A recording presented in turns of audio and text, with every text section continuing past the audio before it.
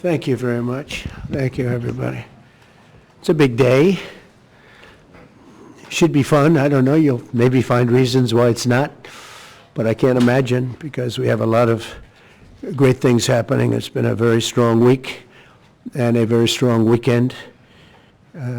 Before we begin, let me say a few words about the historic events that took place over the last few days.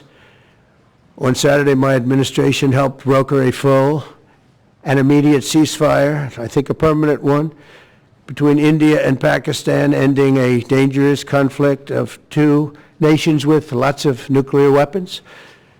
And they were going at it hot and heavy, and it was seemingly not going to stop. And I'm very proud to let you know that the leadership of India and Pakistan was unwavering, powerful, but unwavering in both cases, and having these, they really were, from the standpoint of having the strength and the wisdom and fortitude to fully know and to understand the gravity of the situation. And we helped a lot. And we helped also with trade. I said, come on, we're going to do a lot of trade with you guys.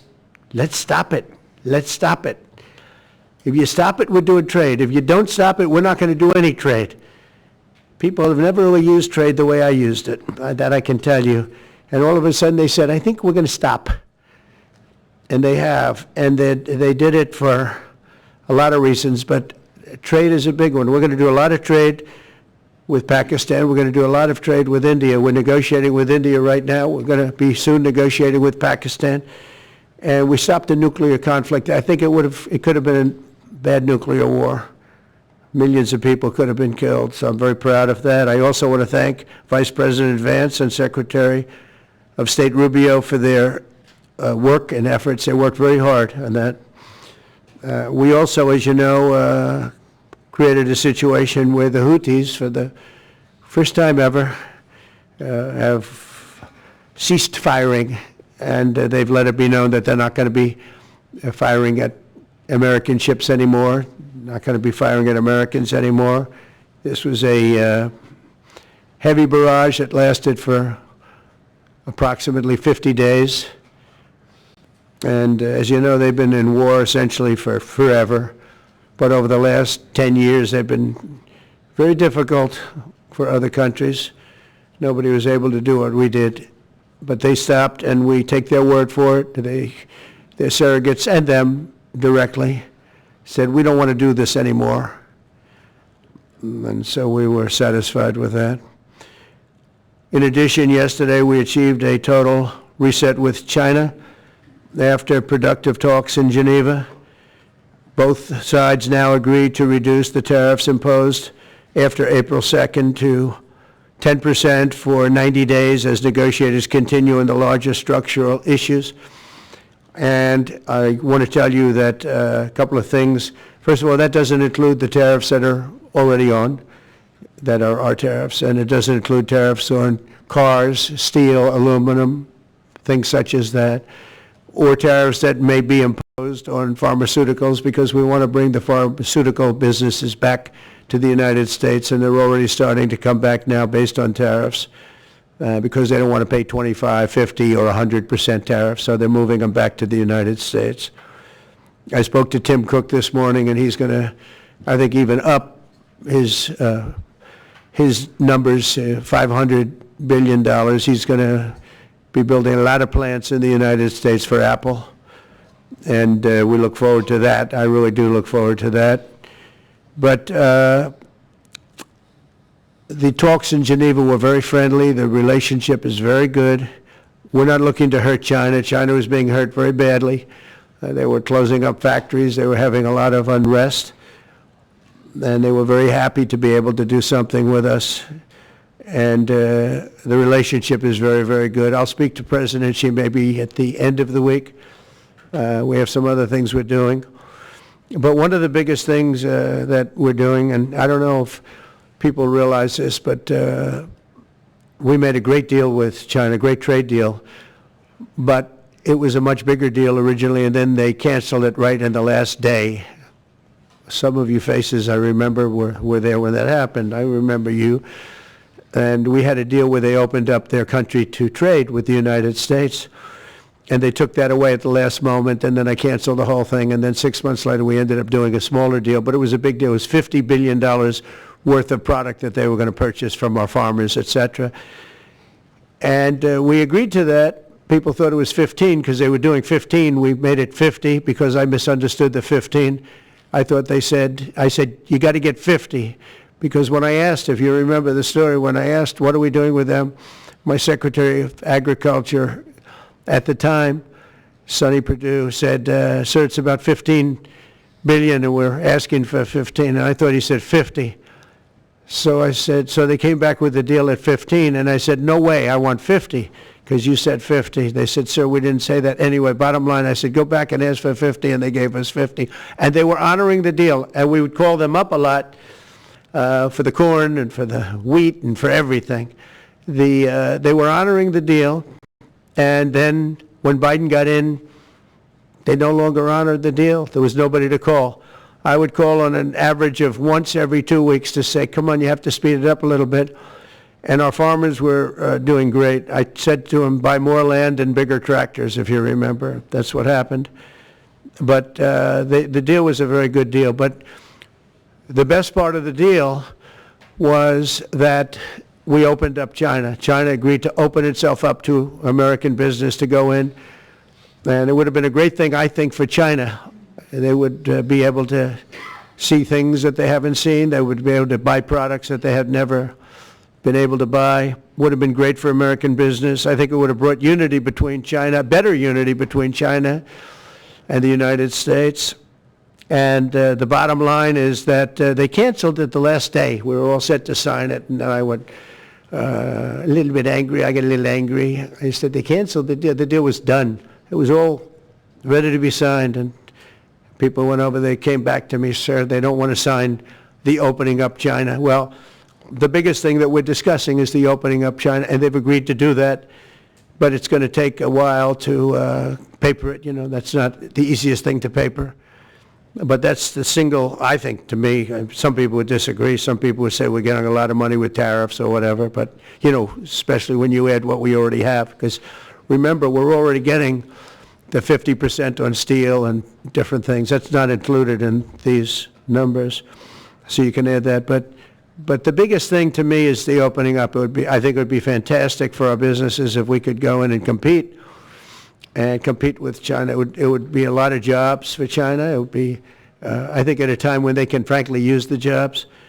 And that's what we're talking about. So that's a very, very important element to add. So when Scott, I watched him speak the other day, and I think he didn't want to say it, but I said, it's okay to say it. Look, if we don't get it, we don't get it. But if we don't get it, it won't be a positive thing.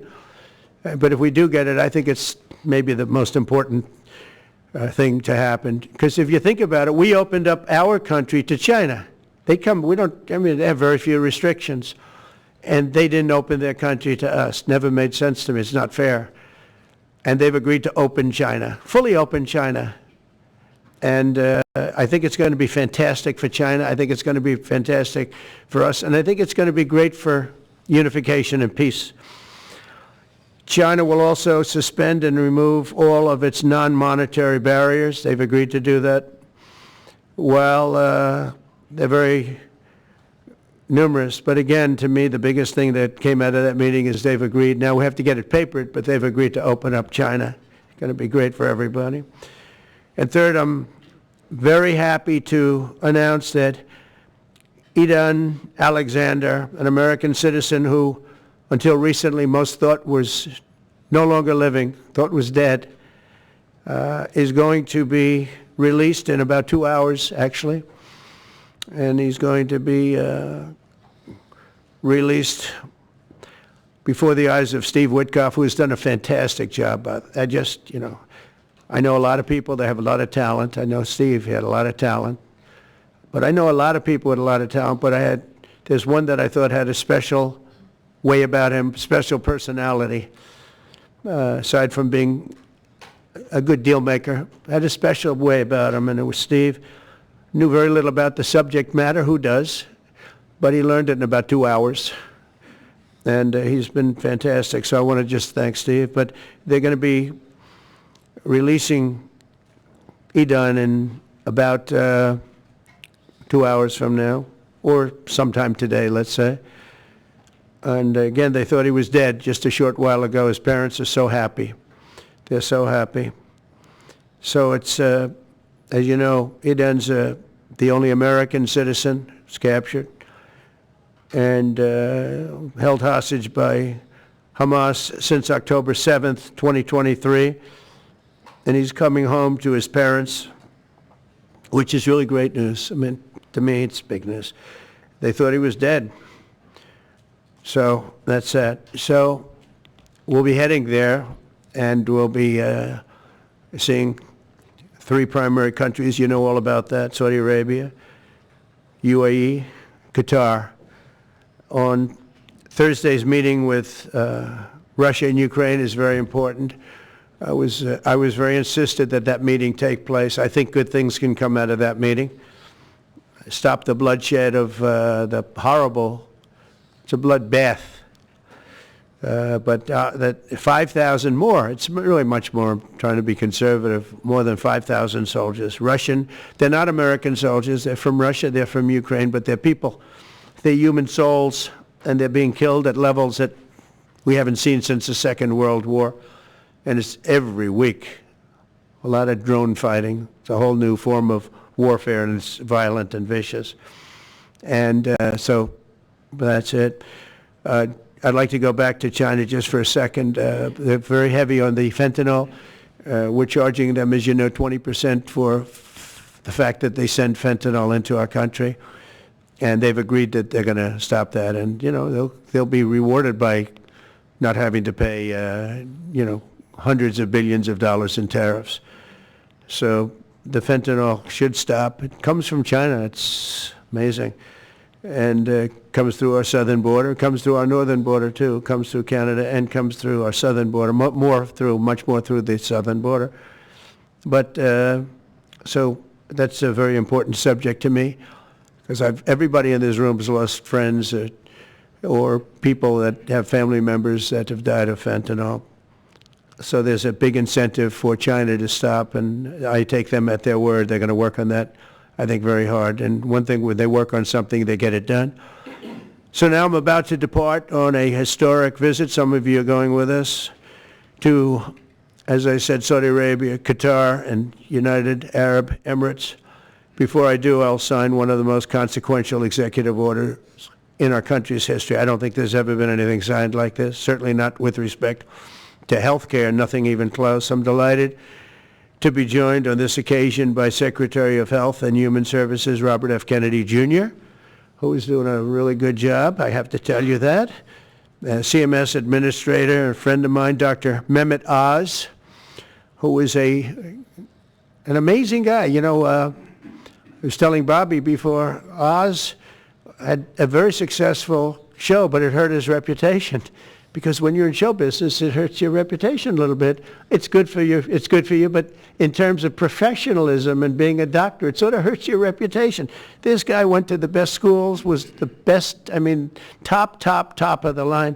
Then he did a television show, became a success, made a lot of money, all that stuff, but it sort of hurt him. And you know who I compare that to? I hate to say this, but a special woman, Jeanine Pirro. She was the toughest, smartest DA, maybe in our countries, in our cities and states history, New York. She was really tough, really sharp. Then she did a show, and people didn't think of her quite the same way. She became more of an entertainment person, like Oz. Oz is not an entertainer. He's not really an entertainer, if you know the real story. And she isn't either. She is unbelievable. She was one of the strongest district attorneys in the history of New York, highly respected, very tough, went after the drug dealers at a level that you don't see today anymore. And you know, hopefully she's given up she's leaving the #1 show on cable television, one of the #1 shows on television, period, The Five, but they've got great people left behind, but she was a big part of it. And so I equate it to that. Jeanine Pirro is unbelievable. FDA Commissioner Dr. Marty McCary, with a reputation that's second to none, and the job he's doing already has been fantastic. Thank you, Marty. And Director of National Institute of Health, Jay Bhattacharya, who has been, as you know, from Stanford, so highly regarded, and have all been working with us very hard on this. And the question they would ask, being a little bit new to the government aspect of it, is why doesn't somebody fight the drug price situation, meaning equalization? There's a term, it's called equalization. Nobody wants to mention that term. And I'm not knocking the drug companies. I'm really more knocking the countries than the drug companies, because they're forced to do things. But the drug lobby is the strongest lobby in this country, they say, the drug lobby. It's between that and lawyers. And they have a lot of power. But starting today, the United States will no longer subsidize the health care of foreign countries, which is what we were doing. We're subsidizing others' health care. Countries where they paid a small fraction of what, for the same drug, that what we pay many, many times more for. And we'll no longer tolerate profiteering and price gouging from Big Pharma. But again, it was really the countries that forced Big Pharma to do things that, frankly, I'm not sure they really felt comfortable doing. But they've gotten away with it, these countries. European Union has been brutal. And the drug companies actually told me stories. It was just brutal how they forced them. And European Union suing all our companies, Apple, Google, Meta. They're suing all of our companies. They end up, they have judges that are European Union-centric, and they get rewarded $15 billion, $17 billion, $20 billion, and they use that to run their operation. Not going to happen any longer, that I can tell you. So what's been happening is we've been subsidizing other countries throughout the world, not just in Europe, throughout the world. European Union was the most difficult, from what I understand. I mean, I'll tell you a story. A friend of mine who's a businessman, very, very, very top guy. Most of you would have heard of him. A highly neurotic, brilliant businessman, seriously overweight, and he takes the fat shot drug. And he called me up, and he said, President, he calls me, he used to call me Donald, now he calls me President, so that's nice respect. But he's a rough guy, smart guy, very successful, very rich. I wouldn't even know how we would know this, but because he's got comments. President, could I ask you a question? What? I'm in London, and I just paid for this damn fat drug I take. I said, it's not working. He said, I just paid $88. And in New York, I pay $1,300. What the hell is going on? He said, so I checked, and it's the same box, made in the same plant, by the same company. It's the identical pill that I buy in New York, and here I'm paying $88 in London. In New York, I'm paying $1,300. Now, this is a great businessman, but he's not familiar with this crazy situation that we have. But he was stunned. But it was just one of those stories. And I brought it up with the drug companies, represented by somebody who's very, very smart, good person too. And we argued about it for about half hour, and then finally he just said, because they can't justify it, he just said, look, you got me. I can no longer they've been justifying this crap for years. They said, oh, it's research and development. Well, I said, well, research and development, other countries should pay research and development too. It's for their benefit. It was just one of those things. And the other countries would set a price, and they'd meet the price, and they'd say, if you don't meet the price, you can't sell it in our country. I said, well, then you walk away, and, they'll call you back, and they'll sell it in the country. But now they'll have to do that. So for the first time in many years, we'll slash the cost of prescription drugs, and we will bring fairness to America. Drug prices will come down by much more, really, if you think, 59. If you think of a drug that is sometimes 10 times more expensive, it's much more than the 59%. It depends on the way you want to analyze it, but in one way you could analyze it that way. But between 59 and 80, and I guess even 90%. So when I worked so hard in the first term, and if I got prices down, remember I was the only one to ever get prices down for a full year, but I'd get them down like 2%, and I thought it was like a big deal. Well, we're getting them down 60, 70, 80, 90%, but actually more than that if you think about it in the way mathematically. And farmer has to say, we're sorry, but we'll not be able to do this any longer to these countries that have been so tough. They've been very tough, nasty. It's trade. It's trade. And pharma is also very powerful. And the Democrats have protected pharma. The Democrats, this is the Democrats have protected pharma. These are the Democrats. And by the way, I just called the Speaker of the House, and I just called the leader, our leader in the Senate, John Thune, Mike Johnson. Spoke to both of them. I said, when you score, you're going to have to score two things. You're going to have to, number one, score that hundreds of billions of dollars of tariff money is coming in. But even bigger than that, you're going to have to score that your cost for Medicaid and Medicare and just basically pharmaceuticals and drugs is going down at a level that nobody has ever seen before. It'll pay for the Golden Dome. I see the Golden Dome is there, see? That'll easily pay for the Golden Dome. And we'll have a lot of money left over. We need the Golden Dome, by the way, in this world. Although this world's a lot safer today than it was a week ago, and a lot safer than it was 6 months ago. We had people that had no clue what they were doing. So today Americans spend 70% more for prescription drugs than we spent in the year 2000. Think of that. Our country has the highest drug prices anywhere in the world by sometimes a factor of 5, 6, 7, 8 times. It's not like they're slightly higher. They're 6, 7, 8 times. There are even cases of 10 times higher. So that you go 10 times more expensive for the same drug, that's big numbers. Even though the United States is home to only 4% of the world's population, pharmaceutical companies make more than 2/3 of their profits in America. So think of that. With 4% of the population, the pharmaceutical companies make most of their money, most of their profits from America. That's not a good thing. Now, I think, by the way, I have great respect for these companies and for the people that run them. I really do. And I think they did one of the greatest jobs in history for their company, convincing people for many years that this was a fair system. I never really understood why, but I figured it out. For years, pharmaceutical and drug companies have said that research and development costs were what they are, and for no reason whatsoever. They had to be borne by America alone. Not anymore, they don't.